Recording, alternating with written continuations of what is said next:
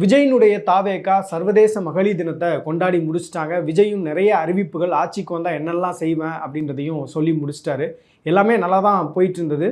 ஆனால் இறுதியில் அவர் சொன்ன ஒரு வார்த்தை அப்படின்றது இன்றைக்கி சோஷியல் மீடியாவில் மிகப்பெரிய ஒரு பேசுபொருளாக மாறி இருக்கிறது. குறிப்பாக விஜய் தன்னுடைய தனிப்பட்ட விவகாரம் தொடர்பாக பேச மாட்டார் அப்படின்றது பொதுவான கருத்து.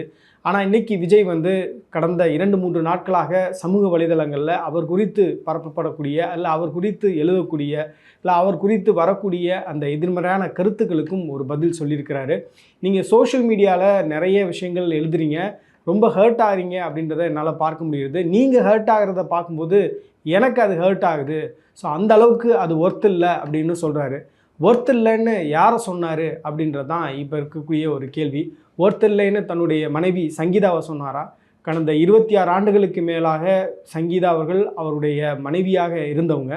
ஸோ அவங்கள ஒர்த் இல்லை அப்படின்னு அவர் சொல்கிறாரா அப்படின்ற ஒரு கேள்வியை நிறைய பேர் முன் வச்சிட்ருக்காங்க. இதற்கு முன்னாடி பார்த்தீங்க அப்படின்னா இயக்குனரும் நடிகருமான சமுத்திரக்கனி அவர் ஒரு திரை நிகழ்ச்சியில் கலந்துக்கும் போது அங்கே அவர் வயதை ஒட்டிய இல்லை மூத்த கலைஞர்கள் நிறைய பேர் இருக்காங்க, இயக்குனர்கள் இருக்கிறாங்க. அவர்கள் மத்தியிலையும் இது பேசுபொருளாக மாறி இருக்கிறது அப்படின்றதையும் நம்ம கவனிக்க வேண்டியது இருக்குது. கூடவே பார்த்திங்கன்னா பாலா இருக்கார், அவரோட சில இயக்குநர்களும் இருக்கிறாங்க. என்ன விளையாடுறியா, 4 செவத்துக்குள்ளே வச்சுக்கையா அப்படின்னு சொல்லிட்டு சமுத்திரக்கனி ரொம்ப கோபமாக விஜய் தொடர்பாகவும் பேசுகிறாரு. ஸோ இந்த மாதிரி தான் ஒவ்வொரு குடும்பங்கள்லையும் விஜயினுடைய விவாகரத்து தொடர்பான விஷயங்கள் தினசரி பேசப்பட்டு இருக்கு அப்படின்றது தான் இதில் இருக்கக்கூடிய விஷயமே.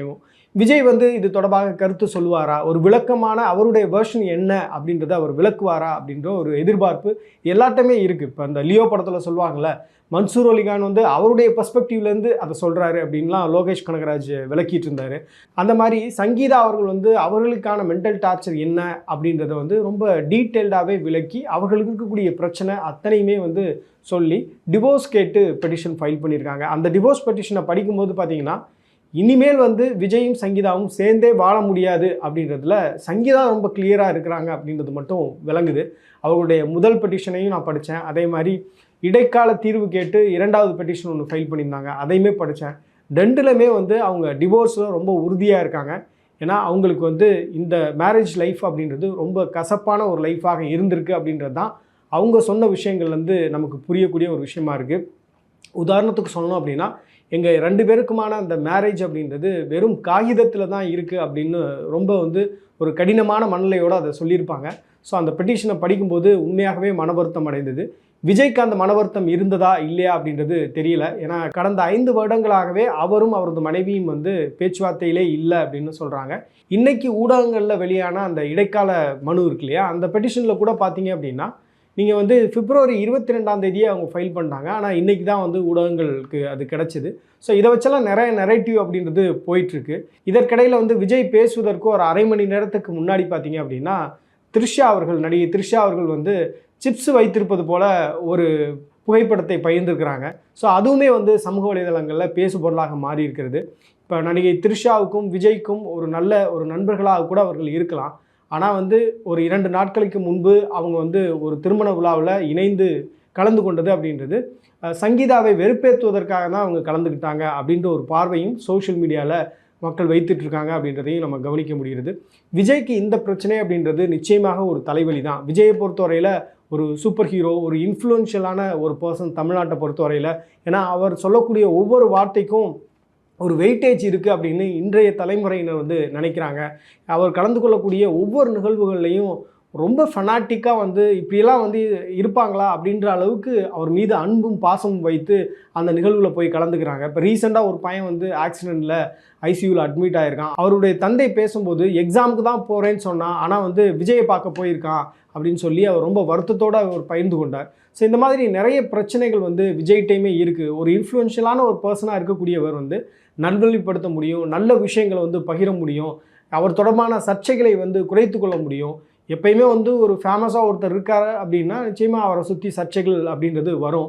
ஆனால் விஜயினுடைய விவகாரத்தில் திமுகவோ இல்லை மற்ற கட்சியை சார்ந்தவர்களோ ஒரு சர்ச்சையை ஏற்படுத்தினார்களா அப்படின்னு கேட்டால் இல்லை. அப்படி எந்த சர்ச்சையும் வந்திருந்தாலும் கூட விஜயினுடைய தீவிரமான அந்த வெர்ச்சுவல் வாரியர்ஸ் சிங்கிள் ஹேண்டடாக லெஃப்ட் ஹேண்டில் டீல் பண்ணியிருப்பாங்க. இப்போ பிரச்சனை வந்து விஜயினுடைய குடும்பத்திலிருந்து வந்தது தான் வந்து விஜய்க்கு ஒரு பெரிய தலைவலியாக ஏற்பட்டிருக்கு அப்படின்னு நான் நினைக்கிறேன். நான் சொன்ன மாதிரி விஜய் போன்ற ஒரு சூப்பர் ஹீரோஸ், அதே மாதிரி சினிமா துறையில் இருப்பவர்கள் எப்போதுமே வந்து அவர்களுடைய இமேஜில் ரொம்ப கான்ஷியஸாக இருப்பாங்க. எப்படி நம்ம தெரியணும், எப்படி நம்ம பேசணும் அப்படின்னு சொல்லிட்டு.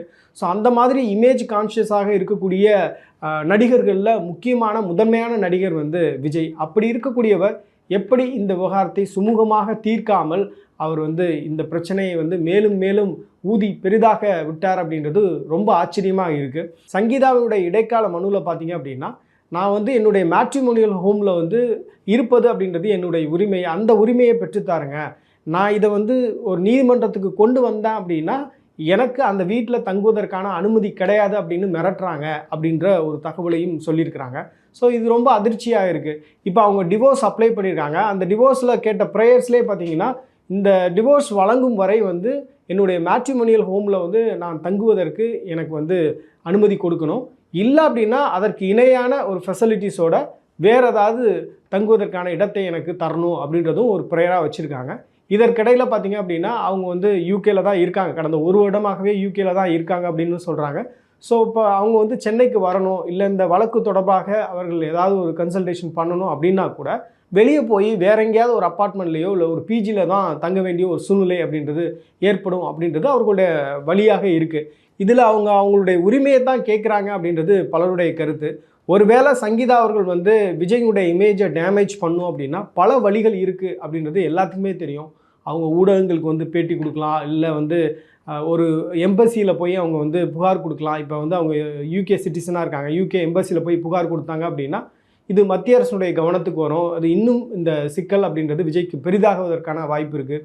எத்தனையோ வழிகள் இருந்தும் அவங்க வந்து அவங்களுடைய லீகல் மெரிட்ஸில் அவங்க வந்து ஒரு பெட்டிஷன் ஃபைல் பண்ணி அவங்க வந்து விவகாரத்து பெறணும் அப்படின்னு நினைக்கிறாங்க. அதுக்கு முன்னாடியே வந்து மியூச்சுவலாக டிவோர்ஸ் பண்ணணும் அப்படின்ற முயற்சிகளையும் எடுத்திருக்காங்க.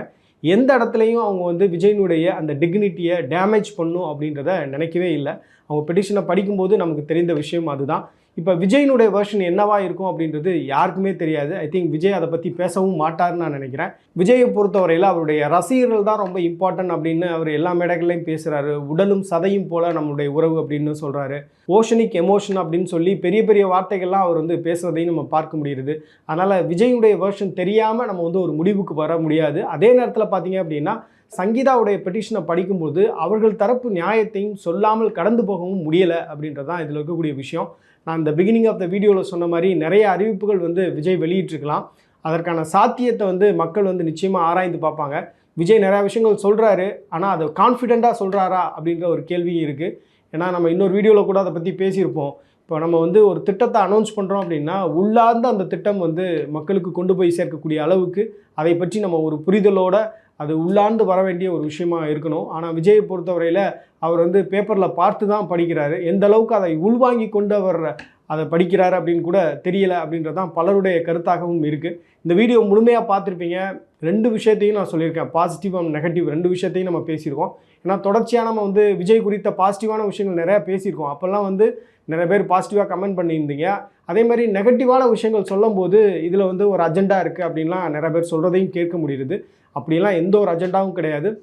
ஹானஸ்ட்டாக இந்த பெட்டிஷனை படிக்கும்போது நமக்கு இருந்த அந்த தாட் ப்ராசஸ், அது மட்டும் இல்லாமல் விஜயுடைய ஸ்பீச் வந்து வழக்கம் போல் வந்து இன்றைக்கி உற்சாகமாக இல்லை அப்படின்ற அப்சர்வேஷன், சோஷியல் மீடியாவில் விஜய் பற்றி என்னெல்லாம் பேசிகிட்டு இருக்காங்க அப்படின்ற கருத்து, இது எல்லாத்தையுமே நம்ம ஷேர் பண்ணிகிட்ருக்கோம். ஐ திங்க் உங்களுடைய குடும்பத்தில் கூட விஜயினுடைய விவகாரத்து தொடர்பான விஷயங்களை நீங்கள் பேசிகிட்டு இருப்பீங்க அப்படின்னு நினைக்கிறேன். நிச்சயமாக இது வந்து 2 நபர் சம்பந்தப்பட்ட ஒரு தனிப்பட்ட வாழ்க்கை. இதை பற்றி யாருக்கும் பேசுவதற்கு அனுமதி கிடையாது. இருந்தாலும் விஜய் போன்ற ஒரு நபர் வந்து ஒரு பொது வாழ்க்கைக்கு வரும்பொழுது ஒரு பொது வாழ்க்கைக்கு வரக்கூடிய ஒரு நபர் வந்து டிசிப்ளினாக இருக்கணும். அதே நேரத்தில் அவர் தொடர்பான சர்ச்சைகளுக்கு உரிய விளக்கம் கொடுத்து ஒரு முற்றுப்புள்ளி வைக்கணும் அப்படின்றதும் சரியான கருத்தாக நான் நினைக்கிறேன். உங்களுடைய கமெண்ட் என்ன அப்படின்றத கமெண்ட் செக்ஷனில் சொல்லுங்கள்.